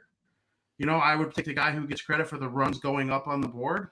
Robert's going to do plenty of that this season. He'll probably do that more than any other White Sox player this season. For sure. I'm assuming that the WAR would probably favor Robert. Probably because he plays better defense, and Jimenez almost injured Robert and Jimenez on the same play. But, if you guys give it to Jimenez, I understand. If you give it to Robert, I understand. Yeah, I like to go with the finisher, the guy that drives in the runs. So I'm going to give it to you, Vinny. Yeah, considering the Sox couldn't finish all of last year and they weren't able to finish on Friday, I'd like to see more finishing happening this year. What kind of show is this again? I don't remember. No, I'm just kidding. Anyway, hopefully no one else got that joke because I feel ashamed. So with that said, Vinny gets first dibs at this week's Pick to Click. So Vincenzo, who are you going to go with? I don't know if I would have taken this guy any other time. I mean, I would take him a bunch. Don't get me wrong. I'll take him 3 or 4 times this season. But this specific week, I'm taking him because I would have taken him last week and couldn't. And I'm going to take Tim Anderson. I for sure would have taken Tim Anderson if he was playing in games 1 and 2. You can argue he'd win even if we're just game 3. I think Robert and Jimenez were probably a little ahead of him and Vaughn, but nobody picked Vaughn. So this week I'll make up for not being able to take him last week by taking him this week. My long-winded answer is Tim Anderson, TA7.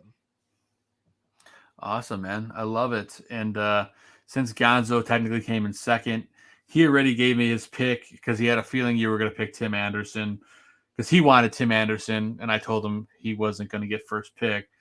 But our buddy Gonzo, if I could find the text message, next week he'll be arguing why Tim Anderson doesn't deserve to win over his guy over like a hit by pitch. Yes, exactly. Which he might have a hit by pitch because Gonzo's pick to click this week is Liam Hendricks heading into this week, expecting a big bounce back from him. So that could pay off in his favor. Zim, I'll go last. I'll let you take third pick. Who you going with, buddy? Provided he doesn't get traded for Frankie Montas, I'll go with Andrew Vaughn. He was on fire, and with the injury bug biting already, he's going to get plenty of opportunity this week. Joe, if you want Gavin Sheets, I think those two are going to go neck and neck a little bit this week. But I'll let you speak for yourself. Well, I have a hard time not picking this guy because he's dangling out there. I got to go with Luis Robert. I think it's ridiculous that he's still available to me to choose. So that's the no-brainer pick of the week there. It's the Chicago fans' greatest dream, right? This team is loaded. There is no wrong answer to this section.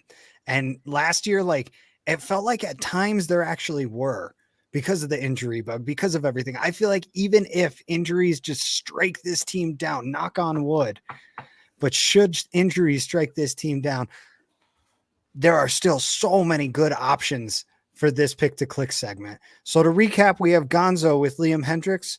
We have Vinny with Tim Anderson.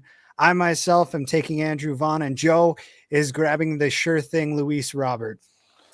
Well, it's going to be a fun week. How often do you get a sure thing at the fourth pick? That doesn't happen very often. That's what I'm saying. It's going to happen every week this year. It's true. Yeah, it's not a bad problem to have. And I almost hit it with AJ Pollock. If he was healthy on Sunday, I very well could have hit it. I also believe that if Giolito hadn't gotten injured, I would have a very strong shot at it as well. Yeah, this could have been a much harder decision. He was dealing, but I'm glad they took him out because, imagine what could have been worse. Yeah, that's it. They caught it when they should have caught it. They're preventing it from getting any worse. And again, it's early in the season, so they're going to take their time to nurse him back, get him where he needs to be. So I took Andrew Vaughn. And speaking of Andrew Vaughn, I think we just need to roll into the guaranteed take. I'm sorry to cut you off, Joe, but I think it's too good of a transition not to take it. You're right. And it was a great segue because now I have it ready to go. So what are we doing now? This is our guaranteed take.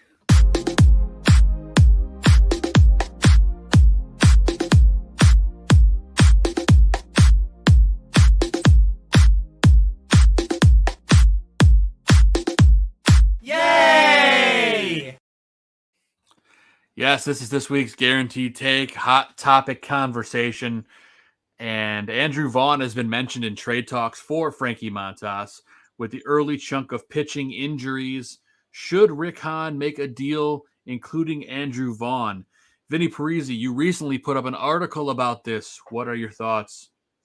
I would not trade Andrew Vaughn for close to anything.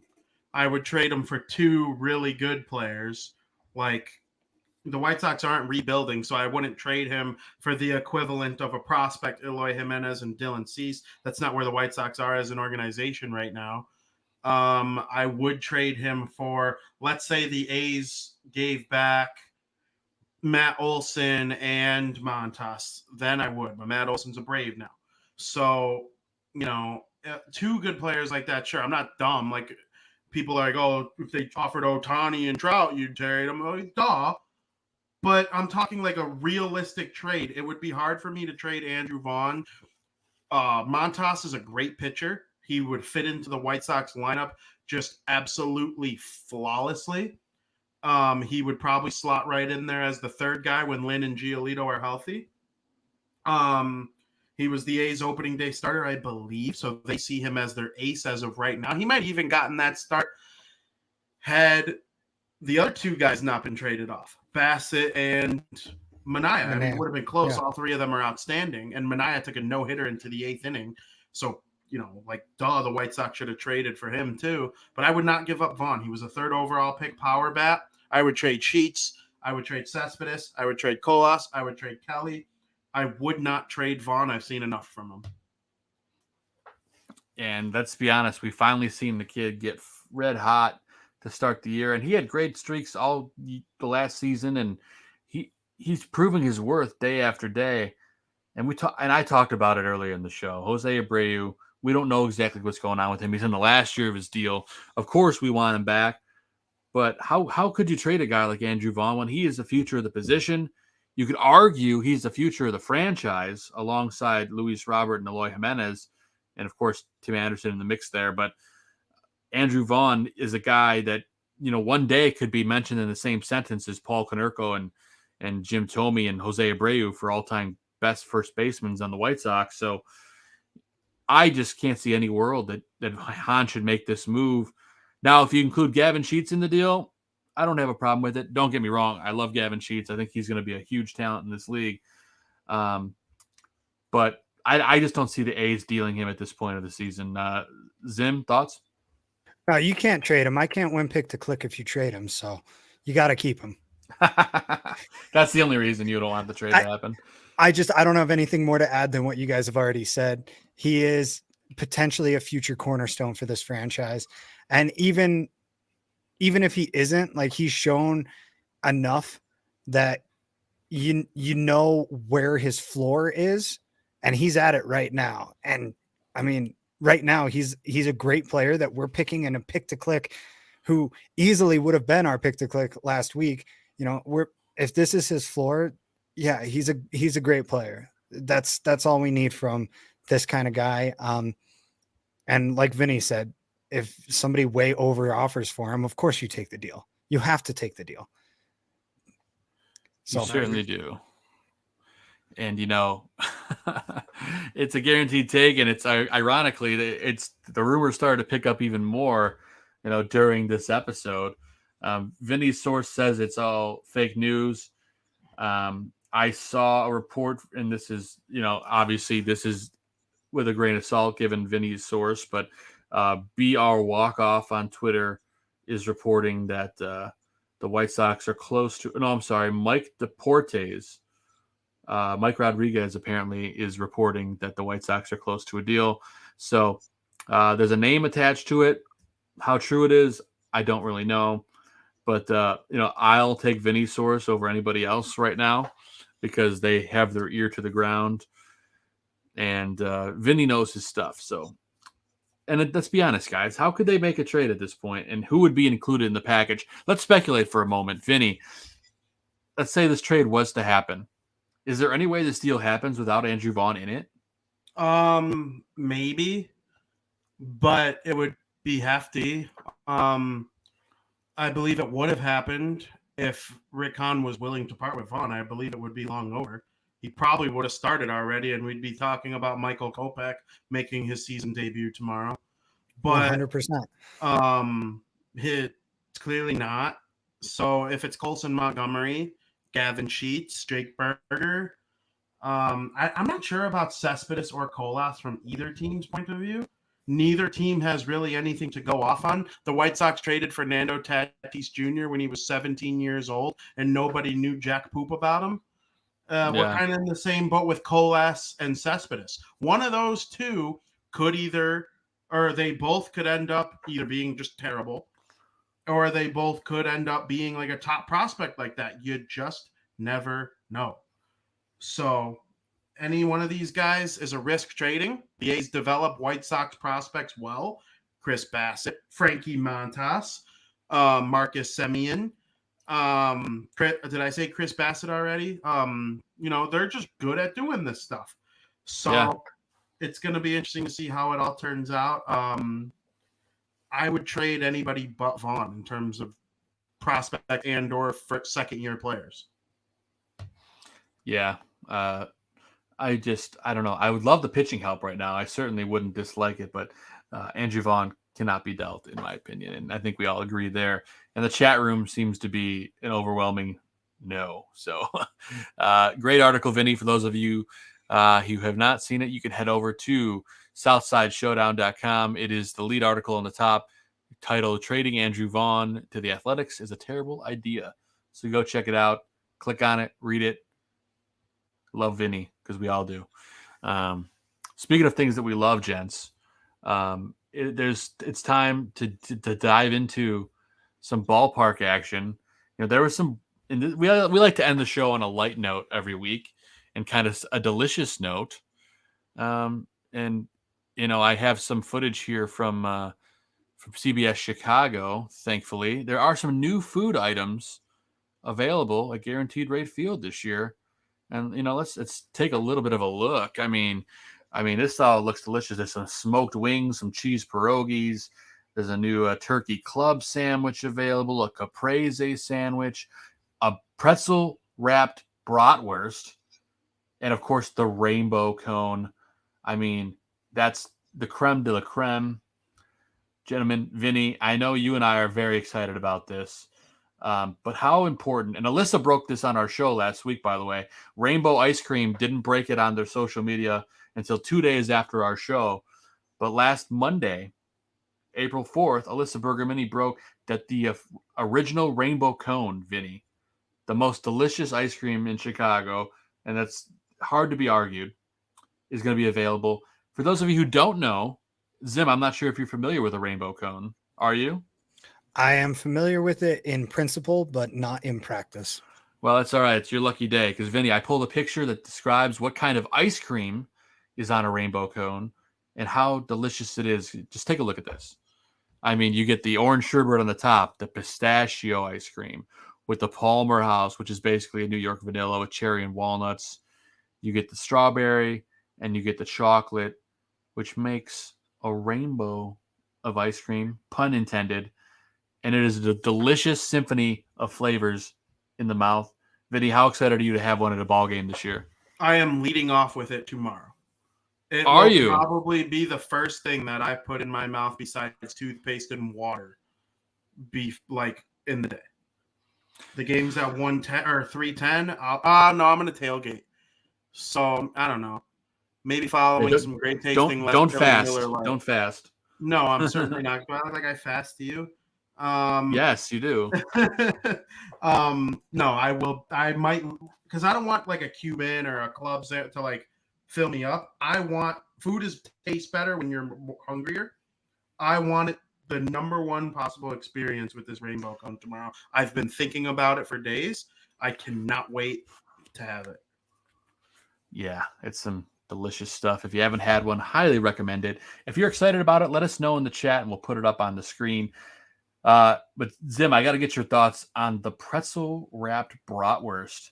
What do you think about this? That single-handedly makes me jealous that I don't think I'm going to be able to make a Chicago trip this year. Like, that looks so good. I love pretzel buns on like hot dogs and burgers, and put one on a bratwurst like that. Like, I'm just imagining smothering that thing in some nacho cheese or some mustard and just going to town on it. Yeah, and speaking of brats, they also that's the wrong image. Do I not have it? Here it is. They also have Blue Moon brats that are like Cooked in Blue Moon with like grilled onions. I mean, that looks and smells delicious. I could smell it through the screen.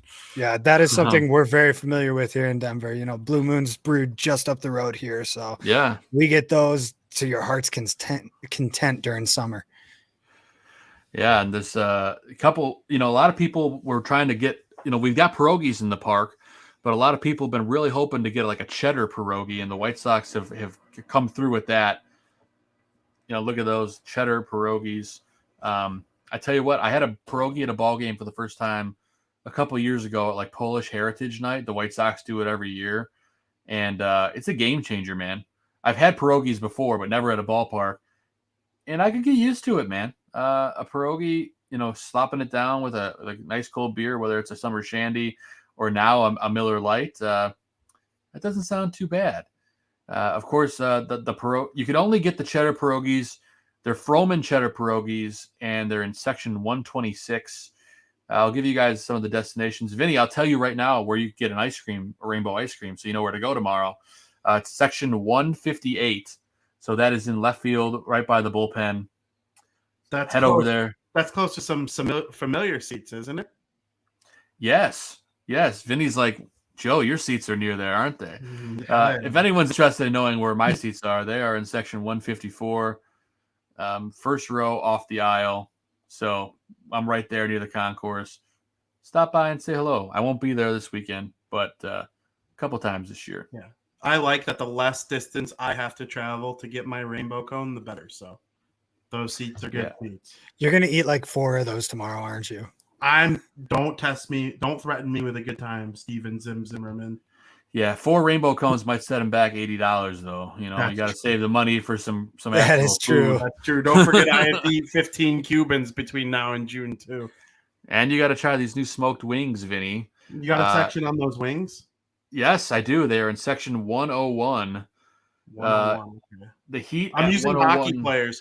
I'm using hockey players to remember what section each one is in. If you need a guide, you can look at the South Burbs Hitmen show notes that we have shared on your phone tomorrow, Vinny, and it has all the sections. I'm scrolling down as the show goes. No, you're good. You can get the wings on the 100 level in section 101, and if you're on the 500 level, at section 529.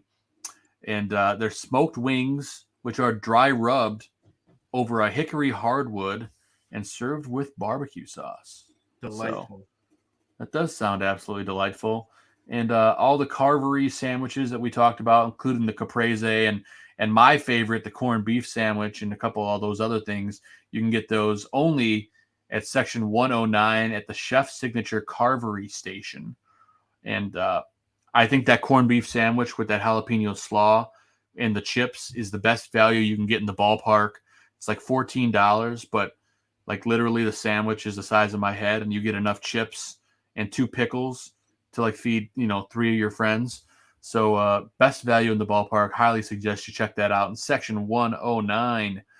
And we covered the main new additions. It's exciting always to see this stuff, Vinny. I mean, it's got to be excited being there. Yeah, I'm excited for this season. It's more fun scarfing that stuff down when the team has a chance to do some serious damage in the regular season, which I'm expecting them to do. Should have nice weather. I mean, for those going to the ballpark tomorrow, you can come find me. I'll be around. Say hello. I love everyone. But, warm weather, good team, good food. There's beer all over the place. It's just a great place to catch a ball game. Everybody, if you're a White Sox fan, go to the park this summer. You'll have a great time. Yeah. What section is Vinny sitting in tomorrow? I don't know the section by heart. I don't normally ever sit in the outfield, but I am for the lower level. Okay. It is in the lower level. I'm in the outfield. I can't think of the section, what number it is. It's not far from Miller Lite, though. That was kind of the point. It was a present for Joey's birthday. Happy birthday to you, Joseph. And, we like Miller Lite, so we're sitting near there. Do you do the High Life at all, Vinny, or do you just do the Miller Lite? I like High Life, but if I had to choose, I would choose Miller Lite. I'm pretty simple. I'm going to definitely try some Line and Kugel summer shandy throughout the summer, too. I don't know about tomorrow, but definitely throughout the summer when it's 80 or 90 and I'm at the game in a t-shirt, I'll for sure be checking in on those for sure. Yeah, tomorrow's not quite warm enough for a summer shandy yet. For me, you'll get some there. People though. can just dummy summer shandy in like January, but for me, it's definitely a summer drink. For sure, and I'm just happy to pull it up, gents, just so we could take a peek. And there's a surprising amount of tickets left. I mean, if you look downstairs, this is lower level here. You got stuff towards the White Sox dugout, behind home plate, and then going down the first baseline. Usually you can't touch an opening day ticket on the night before. You can get quite a few here at face value. You can even get a couple in section 109. Look at this. There you go. I'm sorry, that's 108. I lied. $64 for basically a ticket, and some of these behind home plate a little pricier. If you go down here, about $124 behind home plate, but you're getting really close to the action there. Surprising that there is that much available at this point, but I got a question in the chat room about that, and I figured this is a great segue. Joe in the chat wants to know, why do you think there's so many tickets left? Is it because of the lockout? That's a great question. I don't know. It certainly is possible, but I don't think it's because of people abandoning baseball. I think a great point was made to me by my girlfriend Katie last week that people thought the home opener was going to be 3 weeks ago or 2 weeks ago, whatever it is. So maybe those people took off for work then. And then, once it was announced that the home opener would be the 12th of April instead of the 31st of March, that's a 13-day difference. So I often wonder if just scheduling conflicts because of the lockout are the reason that there is this, need for tickets on opening day. It's definitely an interesting conversation, but part of me thinks they ended the lockout just in time to not alienate people. Maybe, though, there are probably some people angry hearing about, millionaires and billionaires arguing over money while there's a war going on. That might have turned some people off, but I do think there's a lot of scheduling conflict of people who have to be at opening day thinking it was 2 weeks earlier. Well, in the most, I don't know if you guys saw this, but it kind of annoyed me. Robert Manfred wants to amend the relationship with players. Did you guys see the story today? He gave every player in Major League Baseball a pair of Bose headphones. Yeah. I bet they all already had pretty decent. Yeah. Headphones. Why don't they just hand them out? At this point, they might as well give them to all the fans. I have pretty decent headphones, and I make about 1 billionth of a percentage of what a minimum contract in Major League Baseball is. My headphones are sweet. Yeah, that dude's so out of touch. That whole thing, I was like, man, how out of touch is this guy that he's got to offer these guys headphones? Yeah.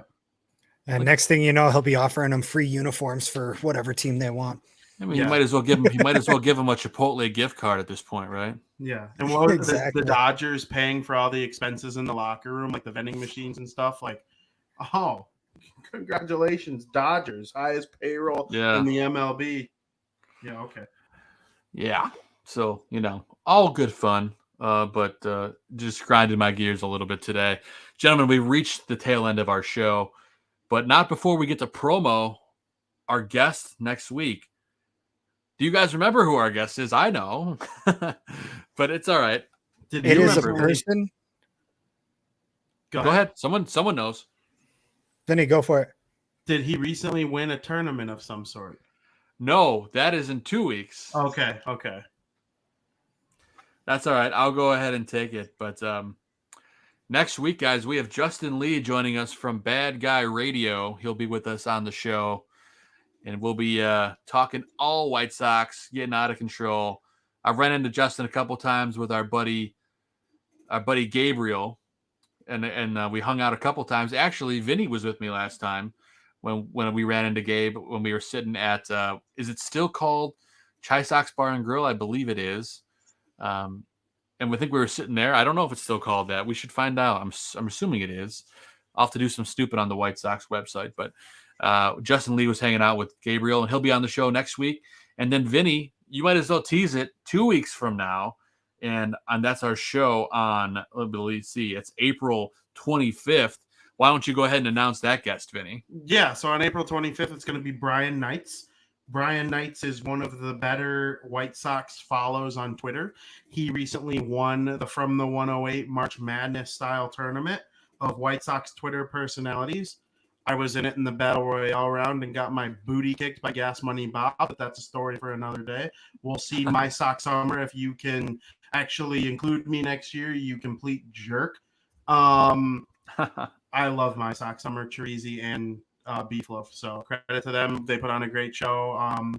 Brian Knights, he's going to come join, tell us about the tournament, talk White Sox baseball, cue the mother effing Blues Brothers, all that sort of stuff that he does. I'm excited to talk to him. He's an interesting cat. Yes, he is. I was checking out some of his Twitter videos today. It's always fun over there. I could see why he won the tourney.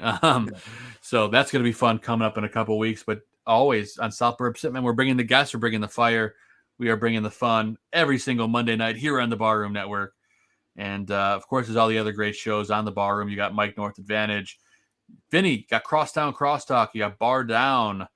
What else we got going on this week? We've got Science Fliction. I'm sure I'm drawing a blank here and forget all Dan and Aldo Bear Their Souls. They've got Jim McMahon on the show this week, guys. That's huge. I believe that's huge. When it's going to be tomorrow night. The floor. Yeah, that'll be tomorrow night here on the Barroom Network. Jim McMahon, the Punky QB, will be joining Dan and Aldo in what will definitely be a show to remember. So tune in tomorrow night on this network. It's going to be unbelievable. Do not miss it. But guys, let's get to our shout outs. Let's wrap things up with a nice bow and get out of here before we hit the 2-hour mark. Steven Zim Zimmerman, what do you got for shout outs, my friend?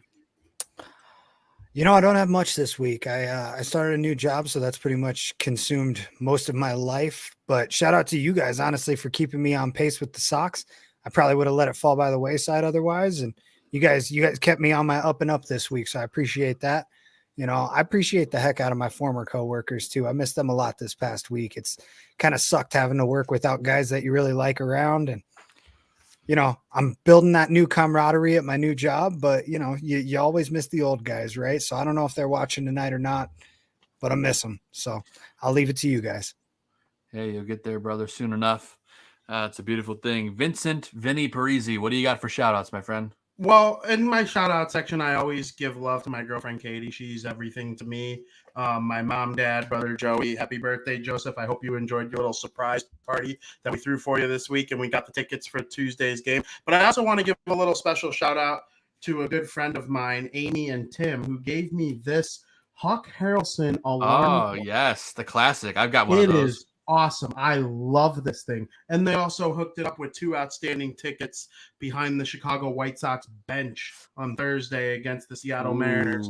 So we'll see. I think it might be Dylan Cease on the mound. We'll see how it all shakes out. I know there's a very minimal chance to actually play on Wednesday because of the weather. So we'll see how that changes everything if they give Dallas Keuchel a go anyway. But, Amy, Tim, thank you so much. I'm very appreciative. I love this gift, and I love the ticket to the Sox game. I'm so excited to go and see everyone at the ballpark this summer. Yeah, man, we appreciate it, and we can't wait to see everybody at the ballpark. So we'll have to pick the day that Vinny and I catch one together and let you guys come say hello.